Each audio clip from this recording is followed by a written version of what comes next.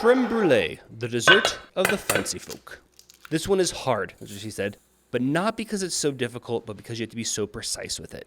Let's just walk through it as I cook it. So we're going to start with 1 whole egg, half a cup of sugar, and 5 egg yolks. Just mix that together just so it's nice and consistent. We're not looking for anything special there. Then we're going to scald some heavy cream. We need 24 ounces of heavy cream here. The best way to do that is just to plop your pot on a scale. It's a fun one. And just measure out 24 ounces. The most accurate way to do that.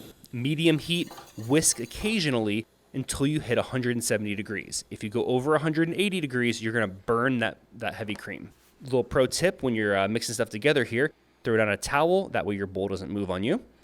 Now we're going to temper the eggs. What this means is we're going to do a splash of heavy cream while whisking continuously and just continue to do that over and over until we have enough of the mixture in there to where the eggs are warmed up all the way. If you add the cream in too fast, you're going to curdle the eggs before actually mixing it all together. And we don't want that here. You'll have a lumpy consistency. Do some vanilla in there. And then we're just going to throw in some cheap old bourbon that you have laying around. Anything will do, something you don't drink often just because it's, not all that great. Just like we have here. We're doing about a tablespoon of vanilla and a tablespoon of bourbon. We're then going to strain it out just to make sure when we tempered it with that heavy cream, we didn't have any little chunks in there.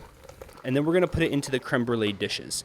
A lot of people will say you can use ramekins for this, and I don't agree with that. It's too deep, it's too thick. You have to use creme brulee dishes. We're going to arrange those in a sheet pan. Make sure that sheet pan can hold water. It's very important for the next step. Little foreshadowing there, thematic storyteller that I am. We're going to have a pot of hot water, and we're going to put that in there. We're going to raise the water up to halfway up the sides of the creme brulee. This is where it's very difficult. This is a pain in the butt to move in and out of the oven. You have to do it very carefully. If you get any water in the creme brulee, it's going to mess it up. The custard itself is not going to set. After they've cooked in the oven 300 degrees for about 40 minutes, we're going to put them into the fridge overnight to set up. That way they get nice and firm on you. Then we're going to brulee. We're going to burn the sugar on top.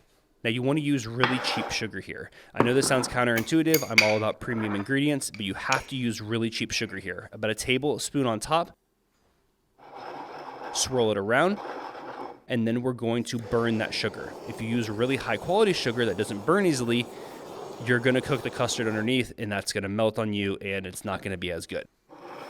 Use a torch. You can actually use the broiler in your oven also if you don't have a torch available, but I would recommend getting a torch for your kitchen.